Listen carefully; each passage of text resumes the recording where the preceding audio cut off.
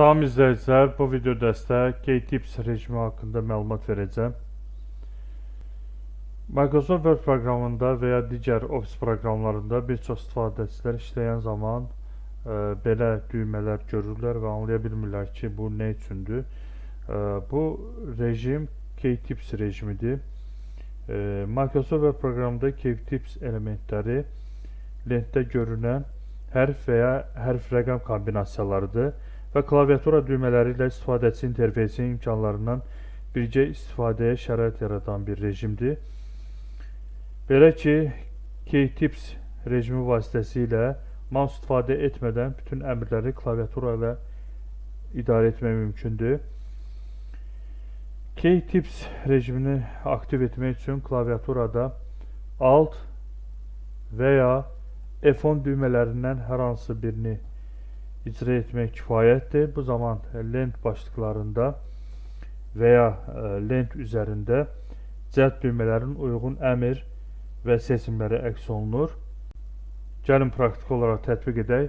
Burada Azərbaycan sözünü mən istəyirəm böyük registrdə yazılışını təmin edim. Bunun üçün bu mətin fraqmentini seçirəm və daha sonra klaviaturada Alt və ya F10, yəni bu düymələrdən birini icra edirəm. Bu zaman lent başlıqlarında düymələr əks olunur və yazan registrini dəyişmək üçün normalda Word proqramında Change Case əmrindən istifadə olunur. Bu əmr Home tabında yerləşdiyi üçün və Home tabının üzərində də H düyməsi əks olunduğu üçün H düyməsini icra edirəm və yazan registrini dəyişmək, yəni Change Case əmrinin üzərində 7 düyməsi var. 7 düyməsini icra edirəm və böyük registrda yazışı təmin eləmək üçün istifadə olunan Uppercase əmri üzərində isə U düyməsi icra olunub. U düyməsini burada gördüyünüz kimi həmin yazı böyük registrda yazıldı. Və həmin düymələri yadda saxlayıram və Bakı sözünü seçirəm. Klaviaturadan sürətli formada Alt, H, 7 U düymələrini icra etsəm, gördüyünüz kimi Bakı sözü də böyük registr formasında yazıldı. Məsələn, burada H2SO4 ifadəsi var. Bu ifadədə 2 və 4 aşağı indeksdə yazılmalıdır. 2 simvolunu seçirəm və bunun üçün Home tabında Subscript əmrindən istifadə olunur. Alt düyməsini basıram. Home tabında yerləşdiyi üçün H düyməsini basıram və daha sonra görürəm ki, bunun aşağısında 5 düyməsi yazıldı. 5 düyməsini basıram və gördüyünüz kimi aşağı indeksdə yazıldı və bu düymələri yadda saxlayıb sürətli formada Alt, H, 5 düymələrini icra etsək 4 rəqəmi də aşağı indeksdə yazılacaqdır. Və ya hər hansı bir mətin fraqmentini seçirəm və bu mətin fraqmentini qalın yazı formatında əks etdirmək istəyirəm. Bunun üçün normalda bold əmrindən istifadə olunur.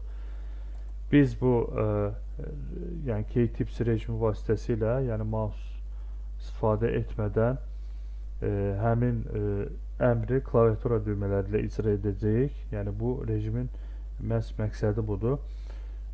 Alt düyməsini bastıq, daha sonra H düyməsini və daha sonra bir düyməsini vururuq və gördüyünüz kimi həmin yazı qalın yazı formatında yazıldı və bu düymələri yadda saxlayıb başqa bir mətin fraqmentində Alt, H, bir düymələrini icra etsək qalın yazı formatında yazılacaqdır.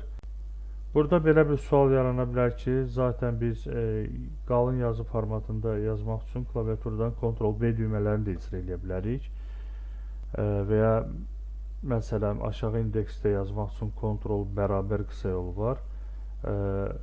Bəs onda bu rejimin yəni mahiyyəti nədən ibarətdir? Yəni onda biz bunu nə edirik? Yəni bu düymələri yadda saxlayıb bu formada eləyək. Çünki Word və ya digər Office proqramlarında yəni hər əmrin qısa yolu yoxdur. Məsələn Insert Lent tabında Table adlı əmr var. Yəni bu əmrin qısa yolu yoxdur. Ona görə məhz bəzi əmrlərin istifadəsi üçün bizə lazım ola bilər. Məsələn, mən cədvəl yaratmaq istəyirəm. Bunun üçün alt düyməsini basıram. Lent başlıqlarında cəld düymələri əks olunur. Insert tabında yerləşdiyi üçün N düyməsini basıram.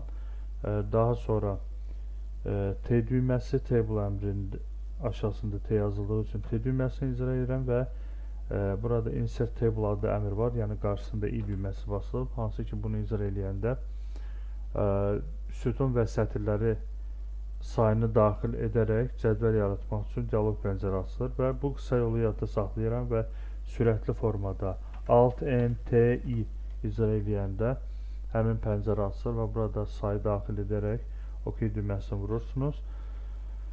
İndi burada da belə bir sual yarana bilər ki, yəni bunları yadda saxlamaq da çətindir. Təbii ki, siz dəfələrlə, yəni sizə lazım olan bəzi əmrləri bir neçə dəfə istifadə eləsəz, istər-istəməz beyin artıq əzbərləyəcək. Artıq daha sürətli formada, yəni fikirləşmədən bunu edəcəksiniz. Bir önəmli bir məsələni də qeyd eləmək istəyirəm. Keytips rejimində klaviatura düymələrə eyni anda yox, ardıcıl basılır. Yəni siz bir düyməni basıb buraxandan sonra digər düyməni basmalısınız. Bir də qeyd etmişdik ki, bu rejimi aktiv eləmək üçün Alt və F10 düymələrindən birini icra eləmək lazımdır. Klaviaturada da göstərmək istəyirəm. Deməli, burada Alt düyməsini basaraq aktiv edə bilərsiniz və ya klaviaturadan F10 düyməsini birgə icra edərək, bəzi kompüterlərdə Fn düyməsi ilə birgə F10 düyməsini icra edirsiniz. Yəni bu da kompüterin sazlanmasının, klaviatura sazlanmasına asılı olaraq dəyişə bilər. Ya F10 ya da ki Fn düyməsi ilə birgə F10 düyməsi. Bəs bu rejimdən çıxmaq üçün nə edə bilərik? Bu rejimdən belə deyək, çıxmaq üçün alt düyməsini məsələn basıb aktiv etdikdə elə yenidən alt düyməsini basaraq da çıxa bilərsiniz və ya klaviaturadan F10 düyməsini basıb aktiv edirsinizsə yenidən elə bu düyməni basaraq da çıxa bilərsiniz. Yəni şərt deyil, yəni F10 düyməsini aktiv edəndə elə F10 düyməsi ilə də çıxasınız, yəni alt düyməsi ilə də çıxmaq olar və ya alt düyməsini basıb F10 düyməsi ilə də çıxmaq olar. Üçüncü üsul isə budur ki, klaviaturada ESC düyməsini basaraq da bu rejimdən çıxa bilərsiniz. Həmçinin mətn sayəsində mouse'un sol düyməsini bir daha vuraraq da çıxa bilərsiniz. Beşinci üsul isə mətn sayəsindən kənarda da mouse'un sol düyməsini bir daha vursanız bu rejimdən çıxmaq olar. Əgər videonu bəyəndinizsə like etməyi və kanala abunə olmayı unutmayın. Dostlarınızla paylaşın ki, onlar da bizim video dəstədə faydalan bilsinlər. Hələlik sağ olun.